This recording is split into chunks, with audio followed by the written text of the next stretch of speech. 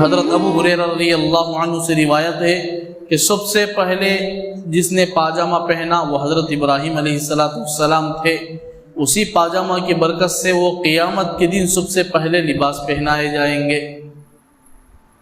سب سے پہلے شرع کون پہنے سوا؟ حضرت ابراہیم علیہ السلام. ذہن میں رکھو ایسی باتیں سب سے پہلے کون پہنے شرع؟ حضرت ابراہیم علیہ السلام. کئی کو بولو لنگی اڑ جاتا، پریشانی ہوتی ہے. حضرت ابراہیم علیہ السلام ایک شریف سی کو کیا کرے؟ انہوں پہن کر کئی کو پہنے بولو سطر کی حفاظت، بدن کی حفاظت ہو، سطر کی حفاظت ہو، ہوا میں ادھر ادھر جانے پر نہ اڑ جائے. یہ خوف سے انہوں نے اپنے آپ کی حفاظت کے خاطر، پردے کی خاطر انہوں نے شرع استعمال کیا. اللہ ان کو اتنا پسند کیا، قیامت کے دن سب سے پہلے اللہ ان کو جنتی لباس پہنائے. کیا پہنائیں گے؟